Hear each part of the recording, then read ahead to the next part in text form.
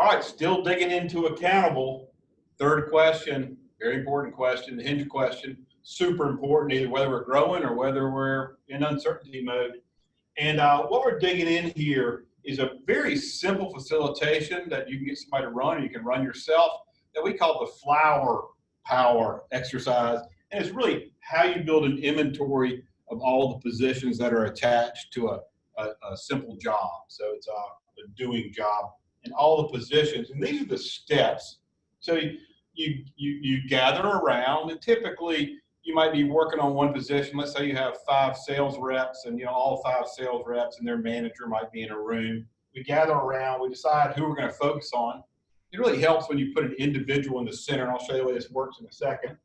We're going to ask the question, which is really kind of the secret sauce underneath all of this.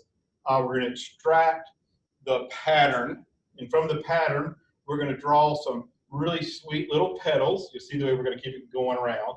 And then we're going to number the petals, and then we're going to name the petals, like petals of a nice little flower. So it goes like this. We gather around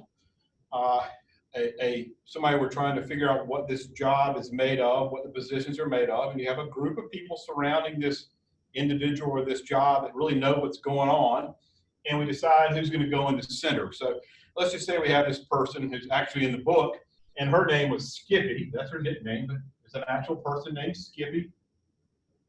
And yes, Skippy has tons of energy.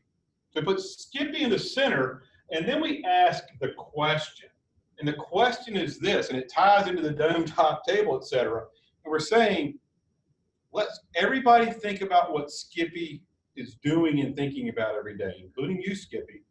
And what can't drop through the cracks? What does she need to be thinking and doing every day, every second, every minute, every hour, every day, every week, every month, every quarter, every year?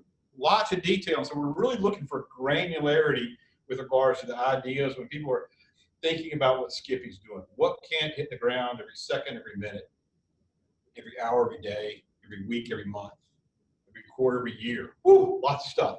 And you give them a few quiet minutes just to make a list. And if there's 5 people in the room, you ask each one of them to do like 10 items. That'll be enough. And once we get the list done, you're watching them. They get the list done, so that's probably enough. And we go around and we do this thing we call the extract. And the whole idea here is to let each person play around the room. So there's lots of input into these positions we're forming up. You just go to the first person, you say, what's the first thing you wrote on the list? They tell you. I'm going to show you the way it works in a second. Then you go to the next person, what did you write on the list? And if somebody says, oh, I already written so-and-so, just scratch that off and give me the next item on your list. It's going to look like this. You're going to go around the room and ask person A, what's the first thing you wrote on the list? And they're going to give it to you. You just write it on the board. You got to be thinking a little bit here. And then you go to the second person, and they're going to give you an idea of something, and you're going to write it on the board. And you're thinking, does that kind of fall into the same position or not? So you're doing like a real life, real time sort here. You go to the third person, and they give you an idea, and you go, huh, that actually sounds like it kind of falls into the same thing as this first item up here, right, guys? And they go, yeah, that's right. And it goes into there. But ultimately, you go around the room, go to the fourth person, they give you a new item. You go to the fifth person, they give you a new item. Sixth person gives you a new item. Seventh person gives you a new item. Eighth person gives you another item that falls into here. 10th person, 9th person. You get the idea, guys. As you go around, you're going to create this pattern of words that are describing what Skippy is up to. You keep going around. It's okay to add new items to the list. It's like Bob Ross. And so this basically creates the 1, 2, 3, 4, 5, 6 sort of positions that Skippy is holding. And we come in and go, okay, well, isn't that pretty what Skippy does? And we draw what we call the petals of the flower. That's why it's called the flower power exercise.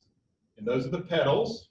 And then we come along, we number them. 1, 2, 3, 4, 5, 6. Makes sense, hopefully. Down into here's where we are. So we gathered around, we decided who was going in the center.